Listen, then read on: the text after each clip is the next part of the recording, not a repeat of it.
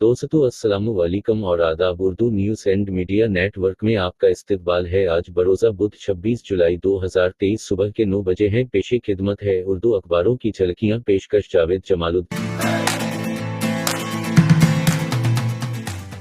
सबसे पहले रोजनामा सच की आवाज की हेडलाइन। ज्ञान वापी तनाज़ा इलाहाबाद हाईकोर्ट पहुंचा। पहले दिन की समाअत नामुकम्मल, आज फिर होगी समाअत और आएगा फैसला। सफ़ा अव्वल की दूसरी खबरें। मोदी का अपोजिशन इत्तेहाद पर जबरदस्त हमला। दहशतगर्द तंजीमों के नाम में भी इंडिया दान। मणिपुर की हर खातून के आंसू पूछेंगे राहुल।